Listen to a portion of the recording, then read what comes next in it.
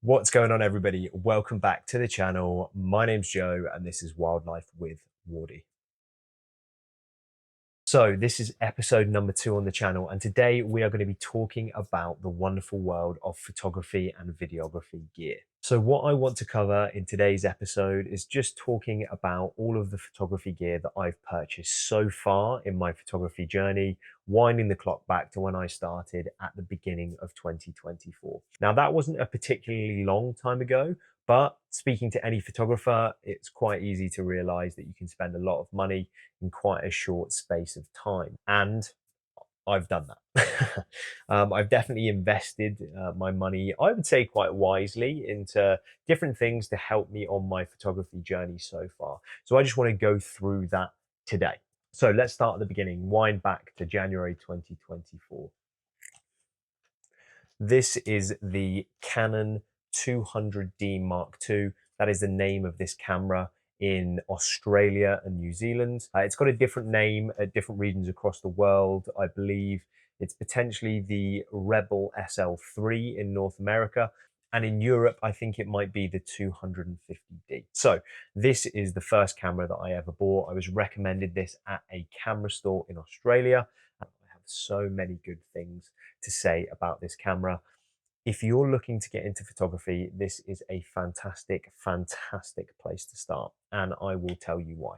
The 200D Mark II actually came with 2 lenses in the kit, and one of them I actually still have today, and that is the 18 to 55 millimeter f4 to 5.6. This is a zoom lens, hence the 18 to 55 millimeter. It also came within the kit, I think, a 75 to 200 millimeter zoom lens. So they were the 2 lenses that I started out with. It came with my camera. A really, really good place to start with those 2 lenses covering quite a wide focal length. So when I first bought this camera, I wasn't sure what I wanted to shoot. I knew that I wanted to get into photography, but I hadn't really figured out what it was about photography that I was interested in, whether it was going to be wildlife, whether it was going to be landscapes, portraits. I really, really didn't know. So when I first bought this camera, I basically went out and I just started taking photos of everything that I saw. And that was typically on the dial on the top of the camera. It was set to auto intelligent. And that mode on the camera is a really fantastic place to start taking photos. That mode is essentially for the camera taking 100% control of how the photo is captured. You do not do anything apart from press down the shutter button. The camera does everything else. Once you start to get further into your journey with photography, you can turn out of that dial and start using some of the other features. But that auto intelligent button is a really good place to start, just to start capturing photos on your camera. I quite quickly decided to get out of that mode on the 200D Mark II, and I switched over to the manual mode. That is the M on the dial on the top of the camera, and that manual mode is where you have almost complete control of the settings for your camera and how you're going to compose that image. So I really recommend, if you do buy a camera, start by taking some photos on that intelligent auto mode, but as quickly as you can, get out of using that and start using the manual mode and figuring out how to compose an image yourself. Now, the best way that you can do that is to go onto YouTube and to search. There is an absolute plethora of videos out there for you to watch on understanding how that manual mode works, whether you're on Sony, whether you're on Panasonic, whether you're using a Nikon, or whether you're on Canon like myself. Whichever camera you're on, there are plenty of tutorials out there on how to use that manual mode. I'm not going to go into that today. That might be something that I do in a later video, but what I want to focus on is just the gear that I've bought. So that was item number 1, the Canon 200D Mark II with the 2 lenses, the 18 to 55 and the 75 to 200. I was using this camera all the way up until around a month ago. So it has been a fantastic piece of kit to have, and it's been the camera that I have depended on for almost the first year and a half in my photography journey. The reason why it's such a fantastic camera is because it's got a lot of modern features which are really, really good to learn with and actually keep you interested and mean that you don't get bored quite as quickly, as opposed to a camera which might not have a a screen that you can flip out and that you can position in a much more useful position for you when you're trying to take videos or you're trying to take photos if you can't look through the viewfinder. But on top of that, having things like Wi-Fi and Bluetooth so that you can connect it to your smartphone and you can view a live image on your laptop or on your phone. But it's got basically lots of useful features that a slightly older camera wouldn't have had and might have caused me to upgrade a little bit sooner than I otherwise did. I might do a video a bit later on, a bit more in depth specifically about that camera and why it was so fantastic. But take my word for it, it was a really, really good place to start for somebody who knew absolutely nothing about photography. So I think it was around June to July last year, around 6 months into my photography journey, when I really realized that I was enjoying specifically taking photos of wildlife. At this point, I traveled to Hawaii, I traveled to the Philippines and Japan, and I'd also traveled up the east coast of Australia with the camera. And I think the majority of the photos that I ended up taking were, in fact, of animals. That was at the point where I realized the 75 to 200 millimeter lens that I had been using, it didn't have that much of a zoom range. And I just decided I wanted more reach to basically take photos of wildlife that was a bit further away, which quite often it is. One of the major things with wildlife is trying not to scare whatever wildlife it is away.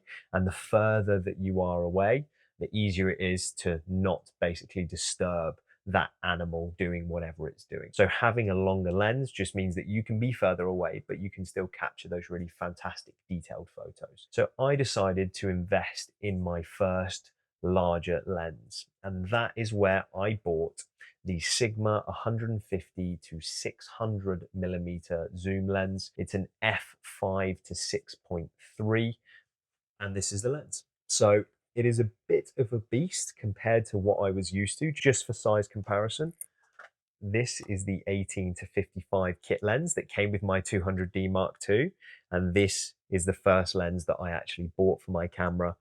This is the 150 to 600 millimeter Sigma contemporary lens. So this is also a zoom lens as well. It does have a lock button, which is really handy. So you undo that lock button and then that zoom extends on there to create quite a long, heavy lens. However, it has been an absolute game changer for me in my wildlife photography journey. This has allowed me to capture photos of wildlife that I otherwise would not have had the opportunity to capture with my 75 to 200 millimeter lens. There'll be plenty of photos that I show on this channel that I took using the 150 to 600 millimeter lens, as it is still the lens that I'm using on a daily basis now. So interestingly enough, the Sigma lens is actually an EF mount lens as opposed to an EFS mount lens, which is what my 200D Mark II has. So the 200D Mark II is a crop sensor camera. That means it has a smaller sensor compared to the full frame cameras.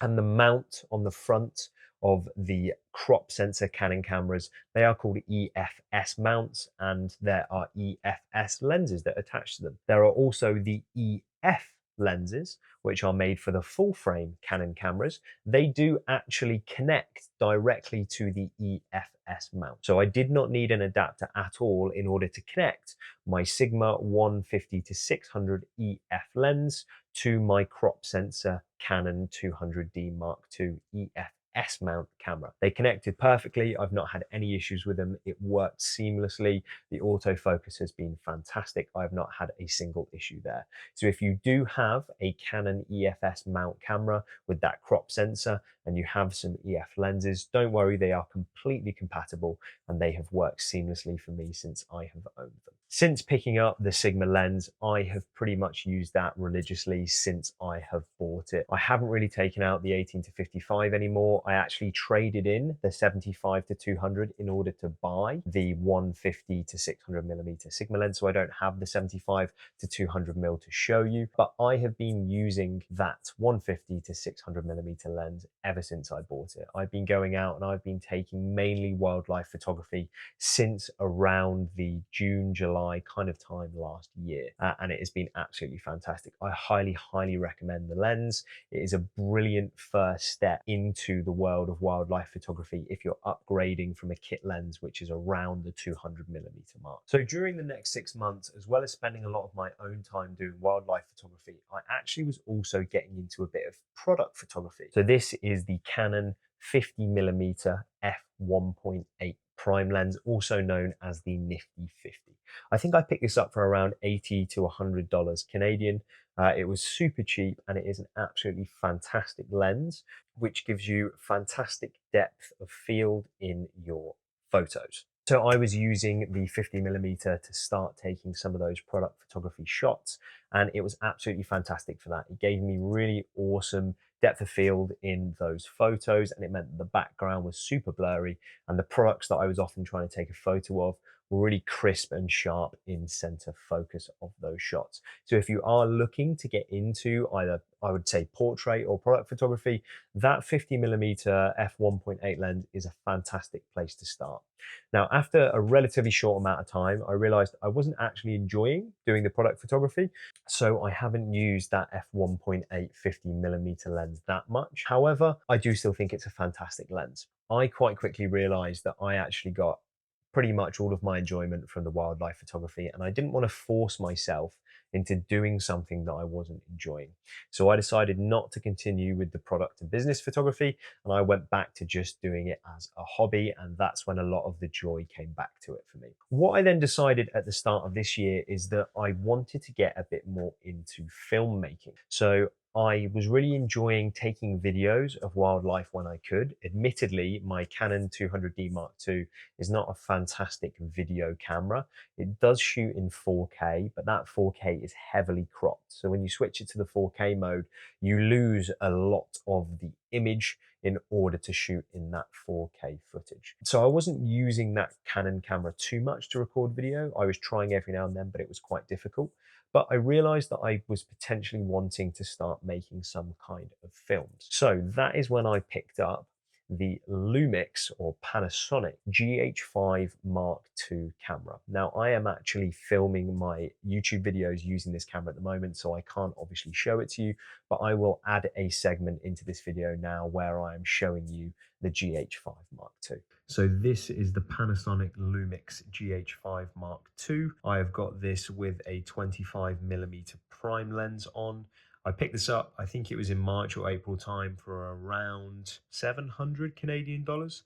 It's got a fantastic reputation in the film world. I did lots of research about what camera to buy to get into making movies on a bit more of a budget end. So yeah, as I said, I think it was around 700 Canadian dollars that I picked this up for. It is a slightly older camera. I think this came out in 2019 or 2020, maybe even slightly older than that. But it is packed full with a ridiculous number of features, and it's got some really, really awesome recording features as well. You can record in 4K, 60 frames per second, and that's in 10-bit at 422, and it also has Vlog as well.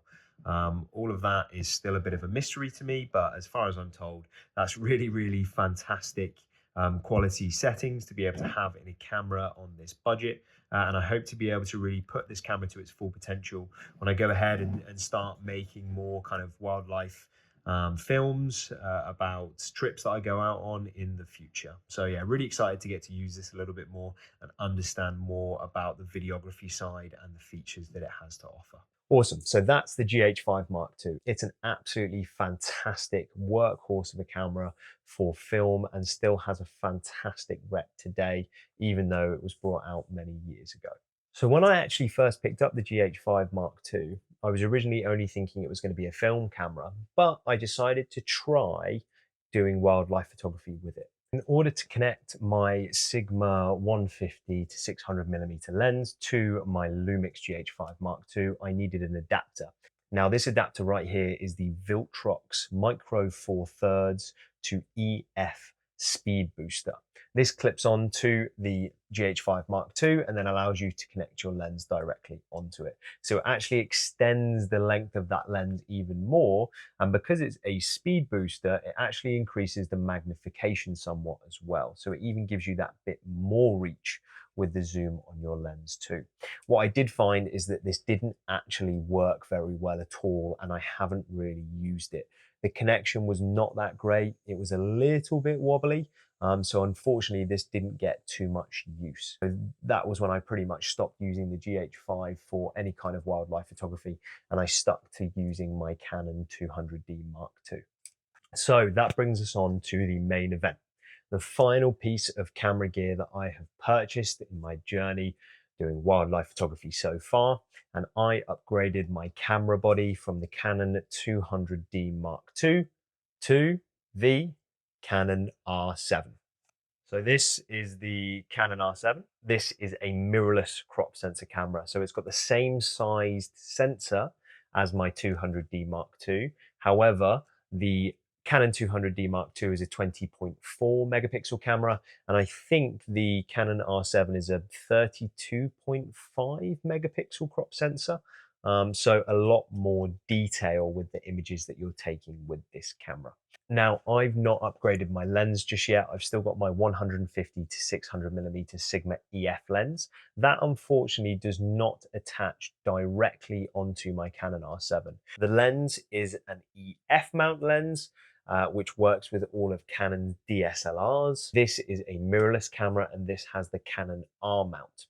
So what I actually had to buy in order to make sure that the Sigma lens works with this Canon R7 was this adapter that you can see is sitting attached to my R7 now. This is a Canon adapter that allows you to connect your RF mount camera to your EF mount lenses. It works fantastically, way better than the Viltrox one that I mentioned earlier with my GH5 Mark II to my Canon lens. This works completely seamlessly, almost as if it's not even there. The autofocus on the lens is fantastic even when using this. It's got a really nice snug fit both to the camera and once you attach the lens. So I highly recommend investing in actually just picking up the Canon adapter rather than any third-party ones. I think this only cost me around 150 to 170 Canadian dollars. So not a massive amount of money to invest to allow me to connect that lens and not have to get rid of it and actually upgrade to an RF mount lens, which are quite expensive. So this, I'm really excited to start using more and more. As I said, I've already used it a little bit so far, and I've kind of customized the buttons and settings on it to make it work in the way that I kind of want it to, and I'm really enjoying this camera. I'm sure I'll be able to share some photos pretty soon of some of the animals and the wildlife that I've already captured using this, but I am very excited to keep using this camera and to take it to Africa with me. That was the number one reason why I bought it. I thought for a big trip like Africa, it's kind of a once in a lifetime thing. I'm not sure if I'm going to go back there for a particularly long time. I think I probably will go back in the future, but I think taking my 200D Mark II, it just wouldn't do it justice. So I upgraded to the R7 to make sure that I had some of the really fantastic modern features that these cameras have with eye detection and tracking to make sure that I capture as many fantastic photos of the wildlife that I get to see while I am in Africa. So that puts a wrap on today's video. I have covered all of the camera gear that I have purchased so far, specifically the hardware, whether it's lenses, adapters, or cameras during my photography journey so far. If you would like to hear any more information on any of the camera gear that I've talked about today, just drop a comment down below and I can definitely go into some more detail. I hope you enjoyed this video today. If you did, drop me a like or even leave a comment. I would really appreciate it. Thank you so much for watching and catch you in the next one. See ya.